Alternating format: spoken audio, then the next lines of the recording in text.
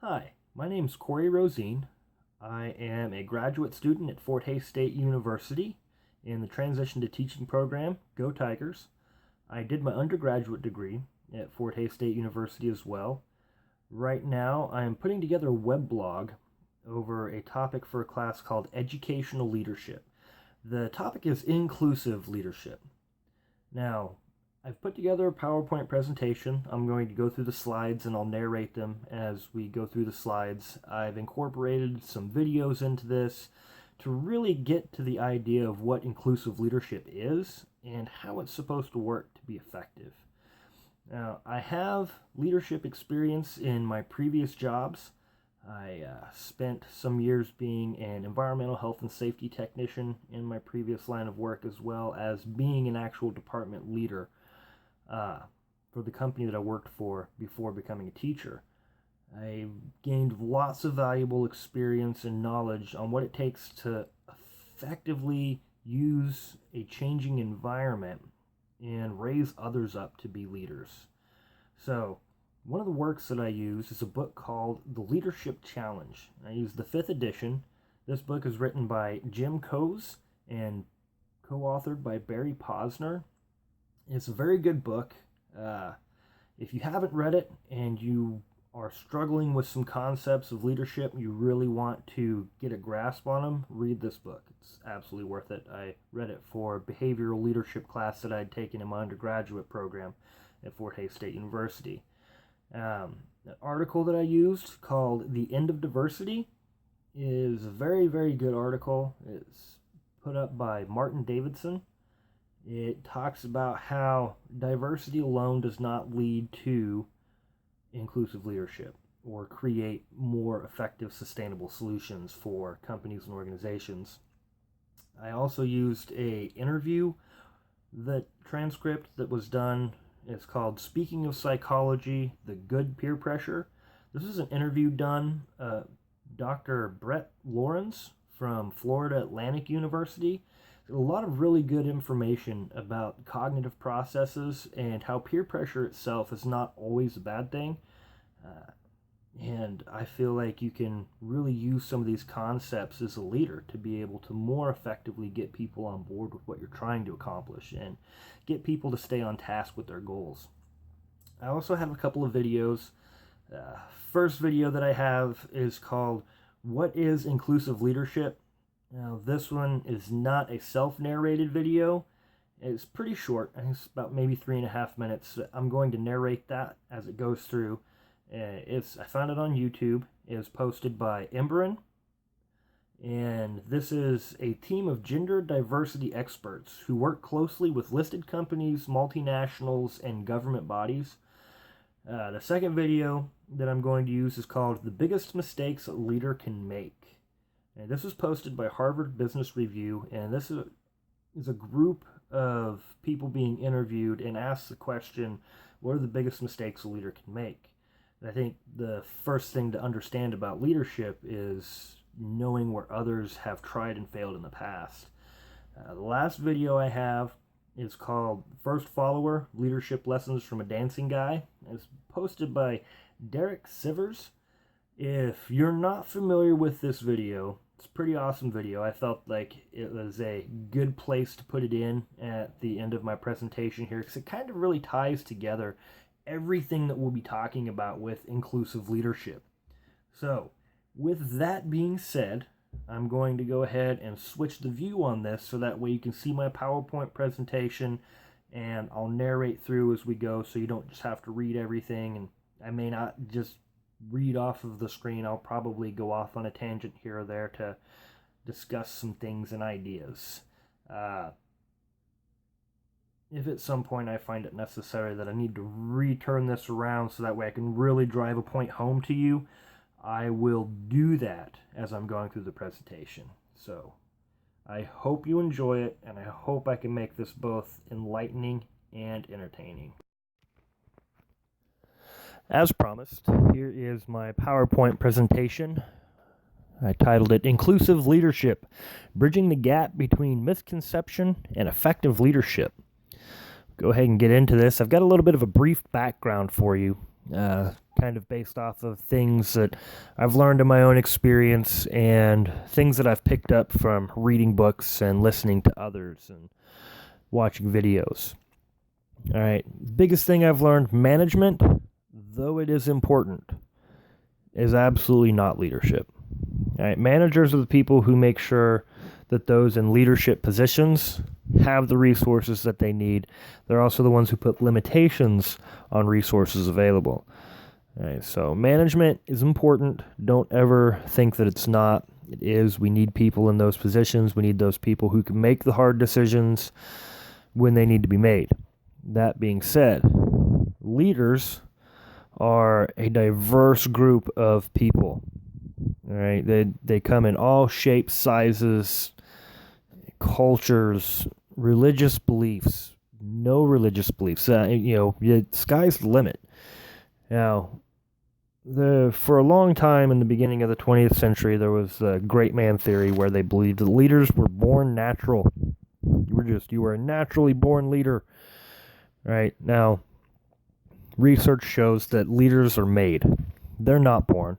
There are a few people who have that charismatic attitude and personality about themselves that lead them into leadership roles.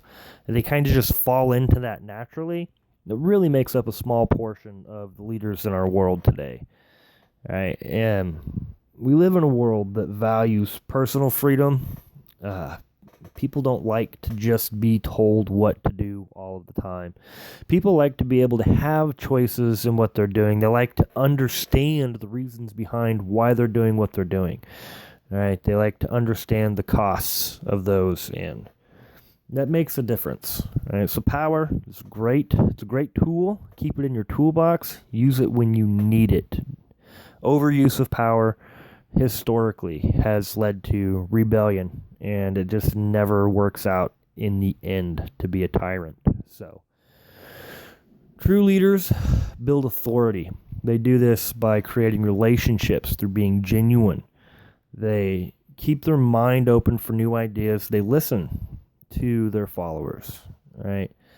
And that's very important, especially when it comes to inclusive leadership, to never discount anybody's idea. Right, decades of research related to leadership show a few essential things that are must-haves, as far as characteristics or traits that need to be learned for anybody to be an effective leader. Now, I mentioned about the article, Diversity is Not Enough. As I read through this article, I really started to have some jarring of my memory of events that I had lived through and seen happen. I remember the first leadership seminar that I went to in 2009 when I was first promoted to a leadership role in my previous organization. And the discussion was about diversity. And they talked about how, having people from different cultural and ethnic backgrounds profoundly change the shape of your organization. And that was really it. And they didn't hit any of the real depth of how or why any of these things would happen. They just drilled the fact that you have to have diversity. You've got to have, equal number of all of these kinds of people. And if you can do that, then you'll have all of these great ideas flying around. The area that I grew up in, there weren't a lot of different cultures there, but there were a few. And having that limited amount of diversity, I think, really took away all the diversity. Because these people who came from different cultural backgrounds or different ethnic backgrounds in the area that I grew up adopted the same cultural philosophies and ideals of the community that I lived in. So the same pitfall that you get without diversity, you can get even with diversity, and that's groupthink. Groupthink can destroy an organization and a plan quicker than just about anything, because if everybody agrees with everybody, then you really don't do anything innovative. Nothing really changes. You go stagnant, and eventually somebody with an innovative idea overcomes what it is that you're trying to do. Right? So diversity alone, not enough. Now, if you actually get people who have different backgrounds together, and these don't even have to be ethnically diverse or culturally diverse. If you just have people who come from different socioeconomic backgrounds, that is enough to create effective differences. All right. Another thing to keep in mind when dealing with leadership is that we are all social creatures. All right. We have this innate desire to look up to somebody and follow somebody, or to at least, be a part of a group with somebody. We want to belong somewhere. This is something deep inside of us that we all have, even though there are some who need less people around than others. Some people need virtually little social contact to be happy. Some people need absolute social contact all the time to be happy. All right, it's different for everybody. This interview that I talked about, called Speaking of Psychology, from Dr. Brett Lawrence at Florida Atlantic University, he really talked about the social nature of peer pressure and how peer pressure affects people's decision making. And the people that you belong to within a group, these are the people that you really, really, truly want to have this belonging to. And oftentimes you'll make decisions based off of what the group is doing, or you think, oh, if I don't do this, I might be exiled from the community, and I don't want that to happen. People don't want to be left alone. They don't want to be cast aside. They don't want to be ignored. They don't want to be invisible. All right, so peer pressure, from a standpoint of being an effective leader, can actually be a very effective tool. And if you understand how the premise of peer pressure works, which is people want to belong to the group. You say, okay, I have this group of people, all relatively get along really well. Really, you've got the foundation for having a great team. All right, so all you have to do at that point is start to do positive things and model the way for others. All right, that's what leaders do in the initiation stage of being a leader, is you start to model the way for others. And as others start to replicate what you're doing and they start to see the effectiveness of what you're doing, others start to do it. They say, hey, look at what they're doing. I want to have what they have. I want to belong to what they belong with. Okay, this starts in all of us, very young. And as far as I can tell at this point in my life, it still hasn't gone away. There's still that notice that I have of people wanting to fit in. Now, there are some people who just don't really care about the perceptions of others. And I think most of us, we develop that as we get older. We start to care less about what others think of our decisions because we've become confident in the fact that the decisions that we're making are working very well for us. And that's important to understand when dealing with younger people. So being a teacher and dealing with, tweens, kids between the age of 11 and 14, it's really, really important to understand as an educator that these kids are going to make decisions based off of wanting to fit in with the group, because if for the first time in their lives they're starting to think outside of their home, they're starting to really want to find a place in the world to call theirs. They, are reaching for all of these things, and if they're not given positive things to follow, they will find things that are not positive to follow. I mean, it just goes with human nature. All right. Now, to continue a little bit on the social creature issue, I've got another slide here. I apologize. I wasn't really I don't know if I followed that last slide or not. I wasn't really reading it, but I think I kind of alluded to some of the things we've already talked about in here. So I'm just going to highlight this real quick. At some point in all of our lives, it's easy to say that I'm sure we have all made decisions based on what others feel needs to be the social norm or the things that we need to do. And peer pressure is not about getting people to make bad choices. It's about getting people to be involved in doing things. Hopefully, I've sat on this long enough for you to read the whole thing, and I noticed I kind of cut the bottom off here. So I'll go ahead and just read that bottom line to you. It says, of course, some people are not as easily influenced as others, but that does not change the need we all have for acceptance. Okay? I was one of those people growing up. I never cared much about what people thought of me or their perceptions that they had of me, because I have relatively always been a confident person in what I'm doing. And I know now from dealings with others that that's not necessarily the case for all of us, but that doesn't mean that only those people who don't care are the ones doing the peer pressure, because I can think of instances where I've made decisions based on, well, everybody else is kind of doing this, so that's what I'm going to do. And it's mostly related to the workplace and things like that. So peer pressure can be used effectively as a leader, and it's a good thing. Now, I have here, I said, how can leadership fail? I watched a video that was posted by Harvard Business Review titled "The Biggest Mistakes a Leader Can Make." All right, it does a good job of highlighting some of the pitfalls that a lot of people historically have fallen into with leadership, and some of the places that they've just kind of, ran down the dock and jumped and missed the boat. For lack of a better terminology, they just didn't quite get on board with what they needed to do. And of course, all of the things that they talk about in this video are all things that will hinder your effectiveness in being an inclusive leader. So I'm going to go ahead and switch over from this to that, and I will be back with more of the presentation in a few moments.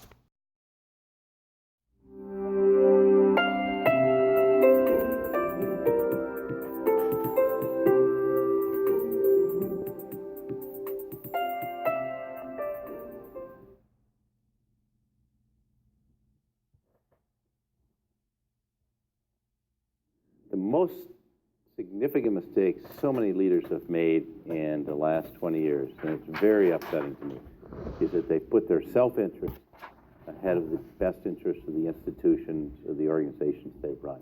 And that, to me, is the greatest failing of a leader. If you're looking out for your own money, fame, power, or glory, that's wrong. As Peter Drucker said, leadership is not about those things. It's about responsibility.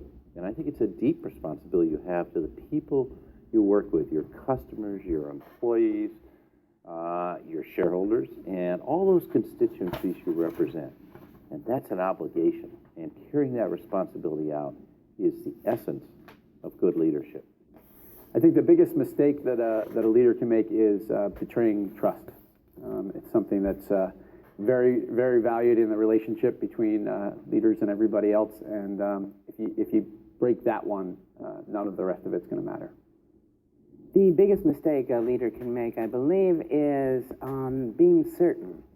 Things are constantly changing. Things are unpredictable.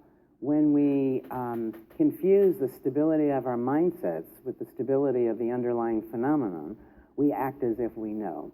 When you think you know, you don't pay any attention any longer. Why bother since you know? Again, since things are always changing, uncertainty should be the rule, and what you want is a leader to learn how to exploit the power in uncertainty.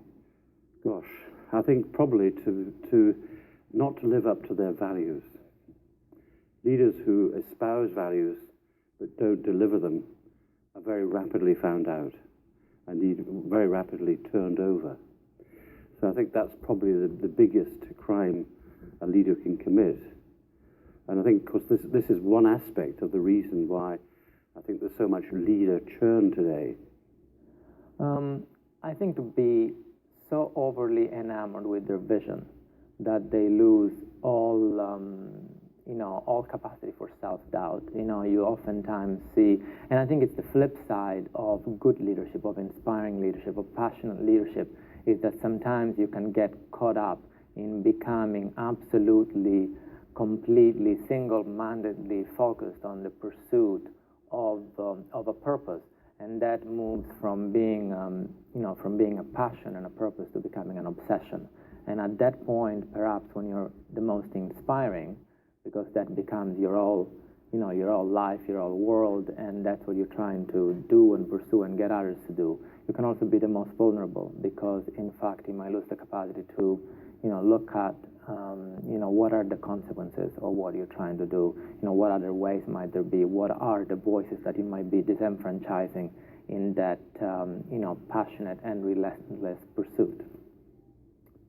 From my experience, I would say arrogance, personal arrogance and hubris, and confusing the size of the enterprise or the success of the enterprise with the individual's persona. I think that creates greater social distance and power distance, and can also, which is demotivating for most organizations and people. And secondly, it, I think, increases the chances of making big mistakes.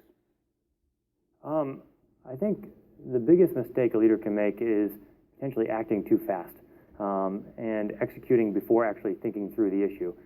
In corporate America and even in government, often you find that you're drinking from a fire hose of issues that are coming at you, and there's very little time to actually step back, evaluate, and think about what you're doing, and then enter the stage with a new clear vision of where you're going.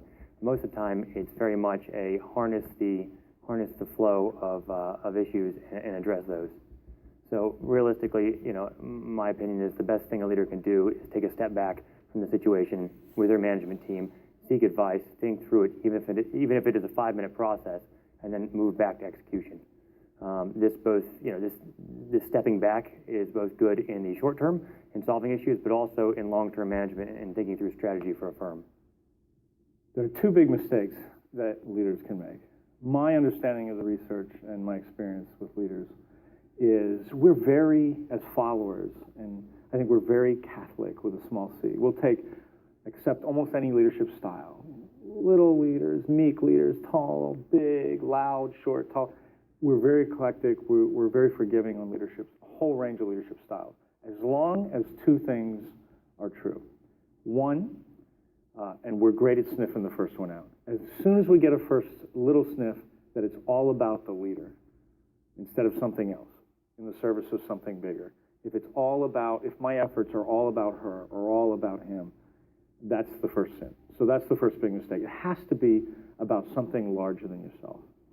The second major mistake that I see is this, whether it's called authentic or not being authentic, trying to be something else, being inconsistent. The word integrity means whole, it means consistency. Again, the greatest fear we see from people in the workplace is, which one's coming in today? Is this person going to be the one who comes in, puts her arm around me, and oh, how you doing today? Or the one who's talking behind my back and stabbing me in the back and being the Jekyll and Hyde? So the two biggest mistakes are not being authentic and consistent and predictable, and being all about you and not something bigger than yourself. I think the biggest mistake a leader can make, or maybe the worst trait a leader can have, is to not be self-reflective. So the admired leaders that I've worked with and the people just in my own day-to-day that I've apprenticed myself to and really wanted to follow have been people who are constantly reviewing their own behavior, who are thinking about how they can develop themselves and thinking about how their behavior impacts other people. So I think unless somebody is willing to hold up a mirror to themselves and have an honest-to-God conversation about how they're doing, what effect their leadership is having, and what effect they have on other people, I don't think they'll be effective as leaders. And I think conversely, the people who are the worst leaders are people who just bulldoze forward and plow forward through life, making mistakes, not really looking back on the past, not learning as they go, and not necessarily being self-aware about how they're affecting the people around them.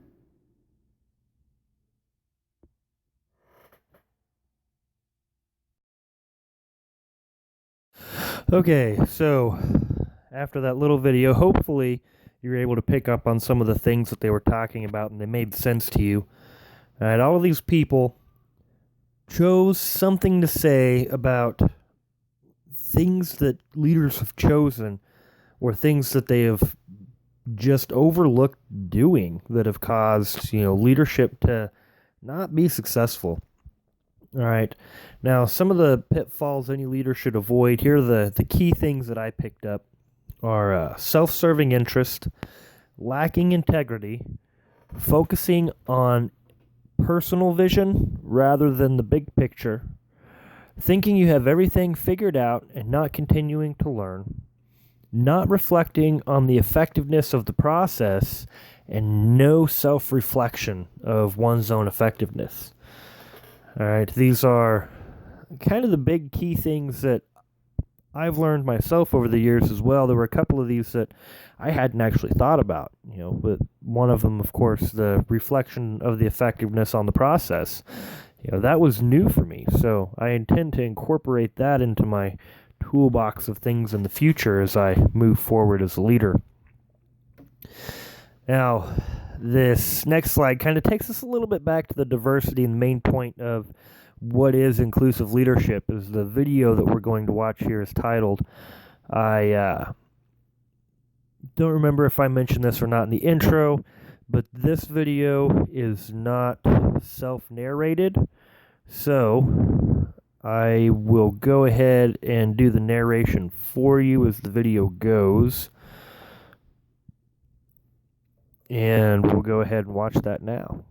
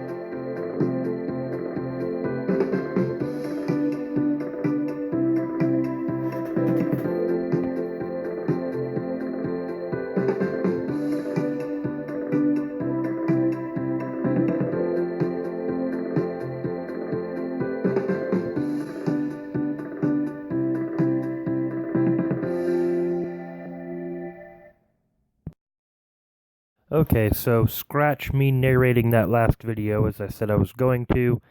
I went ahead and let the original video music play out for that, so that way you could just see it the way that you would find it on the internet without me being in the way. Now, so what is inclusive leadership? That is the big question that we're working on dealing with here. And Jim Coase and Barry Posner have been developing these concepts since 1987 and even wrote an award-winning book titled The Leadership Challenge, as well as more than a dozen other books dealing with leadership and best practices and things of that nature. Now, I had the pleasure of reading The Leadership Challenge, 5th edition, while taking Leadership Behaviors course during my undergraduate program. I think I mentioned that in the intro. And it is a very good book. So, if you get a chance to read it, do. I mean, it really changed my viewpoint on leadership. I mean, it really focuses on the relationship established with the follower and effectively teaches you how to build your followers up into becoming the next leaders. Okay, so the way it was always explained to me in industry is you should always be training your replacement. When you're a leader, your job is primarily to open doors and make sure that people have access to what they need to have in order to effectively do the job. It's what a good leader does. And you get there through building these relationships with people, and not just with the people that you follow, but as a leader in a big organization, you also have a responsibility to create that relationship with your management staff.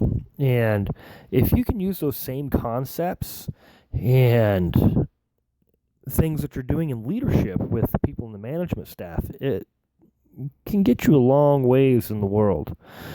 All right, so by combining not only different types of diversity, people from different backgrounds, the ideals of leading as a servant play a big role in today's society in being a successful leader.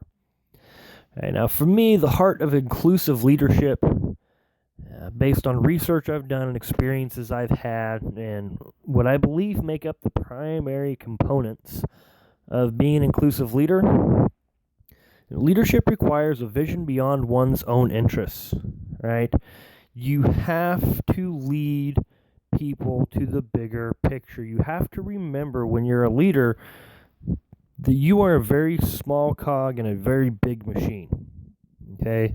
If that resonates with some of you who may be having a hard time grasping all of this, the leader is the person who needs to make sure that everybody's focus is off of themselves and on the big picture. Right? And you have to be passionate about others' visions, okay? As a leader, you should have a vision of where you want to go and where you want to take your team. If you don't have that primary goal of where you want to be in a week, in 3 months, in the end of, your 6 months, the end of your year, if you don't have those kinds of goals in line, as a leader, you need to go ahead and take a few minutes and just step back, all right? Step back and reevaluate your process. Say, how is this working? Where am I going? Where do I want this to end up? Answer those questions, and then remember that everybody else on board with that has their own different variation of that vision and how to be successful and get to the top, all right? Now, a leader should never discount the ideas from anyone on their team. And this is especially important if you have somebody who's very introverted and doesn't regularly share their ideas. If they come up to you and they say, hey, I have this idea, I think this would work, the way that you handle that situation is vital to them being an active team member or not. Even introverted people can learn how to be leaders. And this can be a very first step for you to be able to coach this person into a more responsible role, into being more of a leader in everything that's happening, okay? So these kinds of people who don't speak up regularly, speaking their ideas makes them feel vulnerable, all right? And if you don't handle that information wisely and with integrity, there's a very good chance that you just push them away and you may lose, you will lose all of the great things that could come from that person, right? You cannot just tell people that they are important, okay? They need to see the fruits of their labor. This includes the rewards that go out to everybody. Okay, there should be some way to effectively show everybody that what they're doing is working. Look at what we are achieving. Okay, make sure that your language models what you do. If you use the word we, look at what we have done. Make sure that you have a hand in that. All right, if you're a leader and you have a task that you're not going to be able to be a part of, you have to select somebody else to lead that. And then when giving acknowledgement, you should say, look at what you and your team have done for us. Okay? Don't bring yourself into their work if you haven't helped in it. It's very important, and it goes along with the last one, which is very simple. Okay? Say what you do and do what you say. All right? If you do that, you're well on your way to serving as a leader, all right? Be a servant leader. Open doors, cut red tape, and make sure all needed tools are provided. And the job can't be done if there's restrictions, and the more restrictions you can remove as a leader, the more effective you are at actually managing what's happening within your team. And when you get to that level, you should have, by that point, created other people who can also lead. So, go on to this next slide here. This was, I believe, one of the last ones before my reference slide. So, keep in mind that inclusive leadership means involving everybody, making sure that everybody's opinion is heard, making sure that everybody who needs to be involved is involved, and those who have the most at stake, the most to gain, are also the ones who have the most to lose. And it's very important that those people are included in the process that's happening. And in my own experience, it's amazing to find out how much information you can get from people when you involve them. Now, in the classroom, of course, it's a little bit different dynamic than what I'm used to. I'm learning how to figure out which kids in my classes I can put in charge of certain things. What kind of responsibilities can I give them as individuals, and what kind of responsibilities can I give them as teams to make them more responsible for the learning that's happening in the classroom. Inclusive leadership is a very good footing for me to kind of step into the next level with that. I've done some reading and figured out ways to effectively set up groups in the classroom, and I'm using that, and I'm using the concepts that I'm learning in this class to try and develop them into not just teaching these kids some information, but actually creating an environment that makes them responsible for doing the learning. And so far, it's effective. So hopefully that keeps up. Now, I do have this little video in here that I want everybody to watch, because if you haven't seen this, it's awesome. If you have seen it, I hope that you enjoy this presentation of it again, because it is an awesome, awesome video.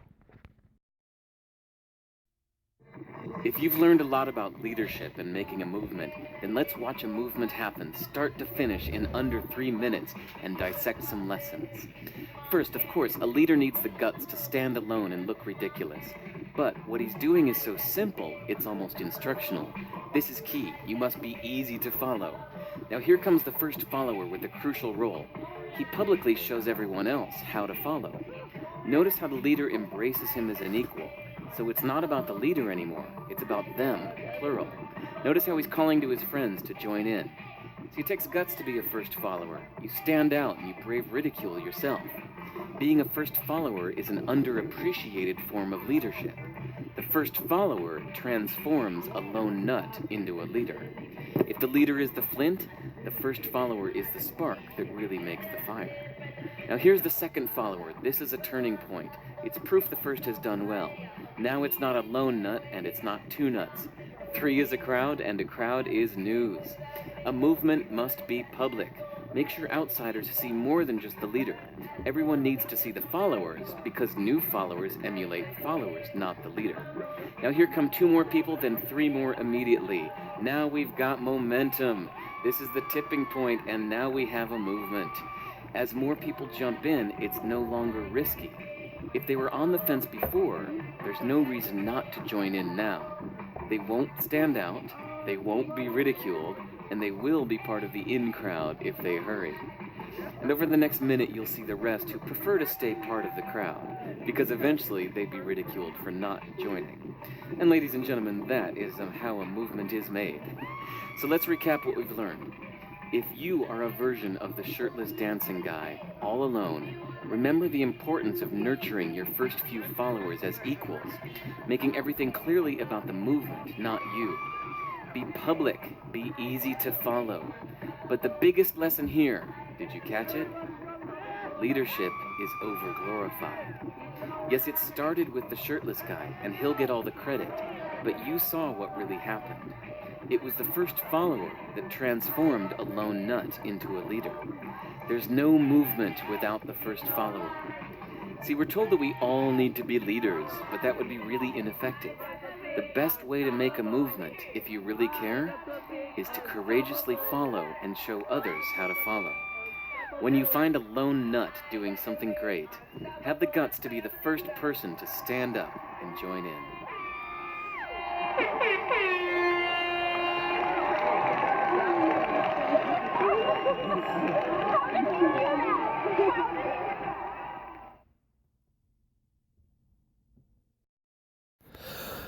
All right.